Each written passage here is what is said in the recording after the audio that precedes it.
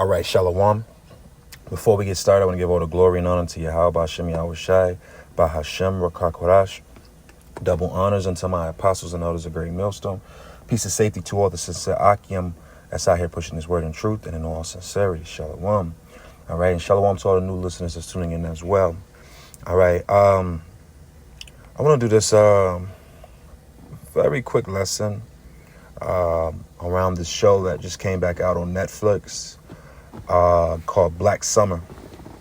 And, it's, of course, this is just I recommend it's a good show to watch if you're into the zombies and that apocalyptic type of shows. Even if you aren't, I would recommend it for the reasons why I'm going to go into this lesson.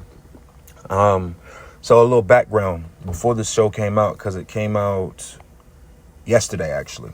The second season came out yesterday. So we had been talking about this since prior to them releasing the preview for the second season. A lot of us watched the first season here. And one thing we were, as men, you always want to compare things, little friendly arguments. We were discussing as a camp zombie movies and types of zombies. And I've always said, me personally, that this show, I've always said this, and it dawned on me watching the second season. That's why I'm doing this lesson. I've always said, watching this show, that these are the most violent zombies I've ever seen in any movie. All right, the zombies in Black Summer, if you watch that show, are aggressive. Okay, they hunt, they're aggressive, they run, they try to climb trees, they run through glass, they run through whatever, bash windows, whatever it takes to get to you. That's how aggressive they are. These aren't those The Walking Dead zombies that are just simply dragging their feet, knuckle draggers, These are weapons, basically. Like they're extreme zombies. And what dawned on me watching the first few episodes of this new season is everybody's cutthroat in it. So not only are the zombies aggressive, the humans, as soon as, ish hit the fan, they became extremely cutthroat. I'm talking about everything is a setup. There's no integrity in the show. It is the best example that I could say of seeing every man for themselves. And that's when it dawned on me, that's what the show's about. When you watch The Walking Dead, some of us have, a lot of us can remember you had different characters like Rick. Rick was the main one, the sheriff. And, he always tried to bring a level of integrity. Oh, that's a woman. We got to protect her. Oh, it's a child. Hey, we got to protect the group. He was all about keeping the morality in place for everybody involved. But this show, everybody's cutthroat. And if I can, I will. If not, I would just say watch the show, because I don't want to get a flag. But there's a part of this episode, the second episode, where these two guys are minding their business. And they're minding their business within the in a store, looking for things. Imagine all hell has broken out and you're just simply looking for a can of food, a bottle of water, a pocket knife, anything that can help you towards your survival, right? So they're minding their business. This little girl comes and tap, tap, tap, tap, tap. Help, please help me, like panicking. And they do what you would expect most men to do, right? They open the door, ask her where her parents are, and she comes in. They offer her a bottle of water, and then boom, she goes to the back door and lets somebody in. So the one thing that I learned from this show is you got to be as cold as the environment that you in when the time comes. Do not let your soft spots have you in a bad situation. This is not the time to get soft have a soft spot for women.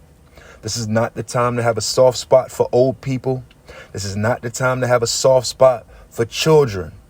This is not to have a soft spot for somebody that looks like you. This is not that time. And as we get closer and closer to the Lord returning, it's going to get worse and worse and worse. And you have to have the mind frame of what the hell is going on. And we're going to go within the scriptures, okay? I got like 2 scriptures I want to hit, all right? Matter of fact, the first one. Let's get this one first before we go to the point. You know, I like to do a little appetizer before the entree, you know? This is Sirach 12. All right. Sirach 12 and 2. All right. Sirach 12 and 1. And it says, and when thou wilt do good, know to whom thou doest, so shalt thou be thanked for thy benefits. Do good to the godly man, and thou shalt find recompense. And if not from him, yet from the Most High. This is a heavy precept. This isn't just simply do not, again, and I'm speaking to myself first, because as a man, I can acknowledge the fact that as a man, I was created to have a soft spot. The Most High made it where we have that soft spot. We're not cold heart killers and all these things. We're teddy bears, man. And you have to prepare your mind to say, for the better good of my daughter, my son, my wife, my brother, myself, you're going to have to be willing to not save people. Understand what I'm saying. If you are in the spirit, the scriptures speak about in Proverbs, that a false balance is an abomination to the Lord. If the Lord is coming back to bring great judgment, great destruction, and great salvation, do you not think that you should be in the same spirit? Think about it. This is not the time to, just because shit hits the fan, that everybody, you become the Mr. Save, Mr. Softy of the neighborhood because you think that you have the name of Yahweh Hashem Yahweh Shai and decide to open up your house to everybody in the goddamn neighborhood, man. If you're willing to save somebody, you have to be willing to take it to the opposite route. And I'm not going to say it on video, but you got to understand what I'm saying. Read between the lines here. That's the balance. That energy of just being Mr. I'm the nice guy, and hey, it's a woman and her daughter. Hey, it's a woman and her son. Hey, it's a little girl, little boy by himself. You better be moved by the spirit of Yahweh Hashem Yahweh Shai. See, right now, you can make little mistakes by reading people wrong, and then you can bounce back. But when you watch this show, there was a guy, again, in the first episode, before the credits rolled, man, a character. He riding in the car, minding his business, trying to get away. A woman jumps in front of the car, and she's like, oh, my God, help, I'm pregnant. I'm pregnant. Help. So what does he do? He contemplates it. Part of him says, fuck it, I should drive off. But that soft part of him, he leans over to the passenger side, unlocks it to let her in. She gets in. Next thing you know, a guy jumps out, opens the door, shoots him in his head. Now he's a zombie. Just like that. Because he put his guard down. This ain't the time to put your guard down. It's the time to get guarded up. All right? You can't take risks like that without spiritual powers. Remember that. Unless you have the spiritual power to protect yourself in the group, you need to be in the mind frame of understanding that everybody that's not serving Yahweh Hashem Yahweh Shai is an enemy. Whether they are a nice enemy or a mean enemy. All right? Matter of fact, same chapter. Another little, you know, this is the soup going into the entree. All right. This is Sirach 12 and 10. Same chapter, just skipping down. It says, never trust thine enemy, for like as iron rusteth, so is his wickedness. Now, we use this to speak about Esau, right? Esau is our enemy, and you should never trust him. And even that is a form of guard. Don't be Mr. I'm for the Israelite foreigners, man. If the Lord told the disciples of old, go not into the way of the Gentiles, nor into Samaria, what makes you think that you shouldn't follow along that plead? Again, spiritual powers will come in and change this dynamic. But until that moment, you got to play it hard. Don't be Mr. Oh, man, oh, man, that's a white woman and she's with a child. What if she's an Israelite? I'm just throwing out different ideas as the Spirit hit me. Because what I'm learning in my walk is what may be a weakness to you might be a strength to the other person and vice versa. So there's that. If this is not applied to you as a man, more power to you. But there is some element out here that there's a weakness in your spirit. And you got to be ready to say no to it. And I'm talking about people. I'm talking about beautiful women. Remember the book of Eli? They always use women for bait. That's why I say, I'm going to continue to say when the Spirit hits me, do not fall for the pseudo submission. Women are conniving and smart and deceptive in their own right. They are Jake. Do not fall for the fake, the pseudo. That's what I coined it, the pseudo submission. Meaning they're going to put the head wrap on. Come in the spirit of, I just want to blend in. Do not fall for it. Let the Lord place people in your life. I can't save nobody. But if the Lord uses me as a vessel, be prepared to be used. But don't just let your emotions, let your lust, let these things get you put in a situation where you might lose a child and the fact that you just was being led by your dick. Scriptures say, never trust thine enemy. Who is our enemies on this side if you're in this walk? The 2/3 of the nation of Israel are your enemy.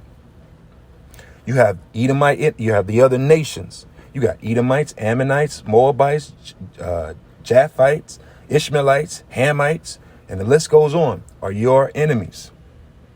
Okay? Including women and children. Yes, women and children, if they are not in the spirit, are an enemy. All right. I'm going to skip down to verse 13. Like I said, I'm not even got to the point yet. What made me think about this lesson. This is like Sirach 12 and 13.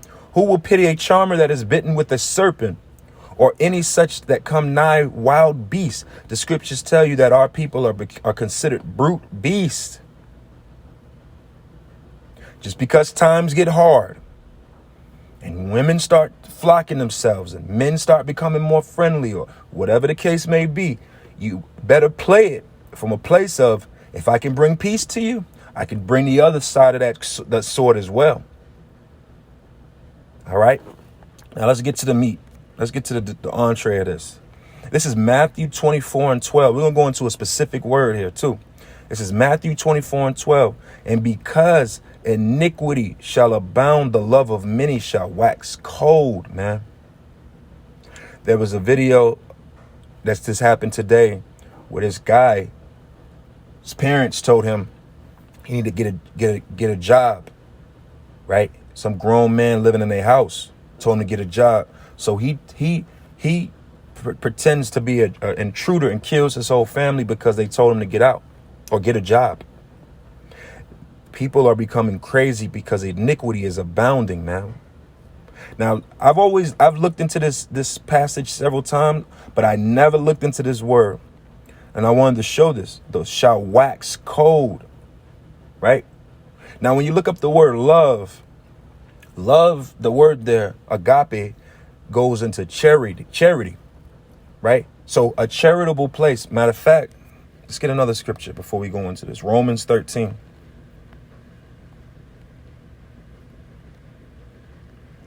We're going to go to Romans 13 real quick.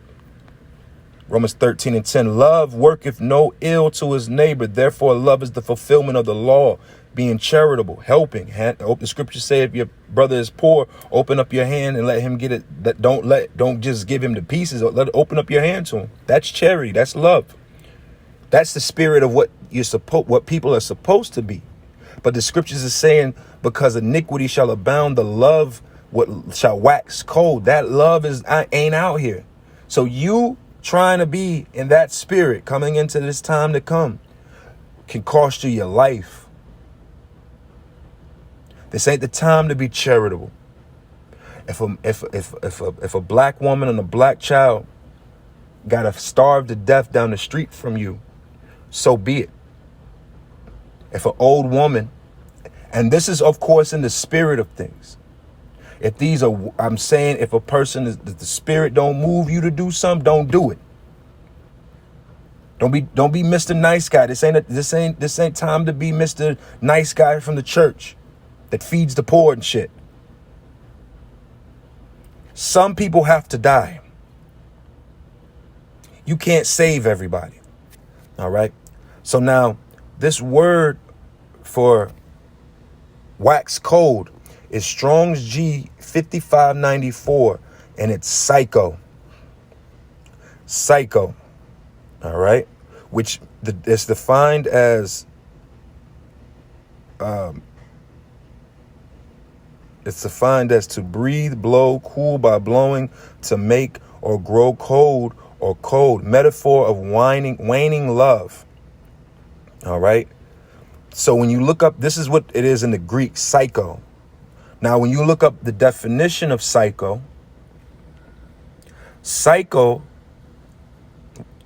which comes from is basically deals with your mind, your psyche, is short. Psycho is shortened for psychopath. All right.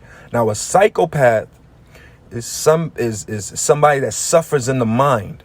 Psych, your mind, and pathos, suffering. So this is a person that suffers in the mind. All right. Psychopaths. So the Lord is going to literally is turning people into psychopaths because iniquity is abounding. Understand what I'm saying here. That because of iniquity is growing out here, there's more and more psychopaths out here that's being developed and grown and birthed every fucking day. Men, women, and children. You wonder why these women are beating up on men and destroying property and going crazy? Because the Lord is turning them into psychopaths. You wonder why these children are being destructive and doing what they're doing to their parents and to everybody else? It's because the Lord is turning them into psychopaths. You wonder why men are violent and doing all these uncomely things upon the earth? It's because the Lord is turning them into psychopaths. Because the love of many shall wax cold. That means we're in a time now where people are psychos. I'm going to close up there because it's not for me to consider. I'm considering what I'm reading and what this is. And it's for everybody else to consider. You are living in a time where we are in the midst of millions of psychopaths. Shalom.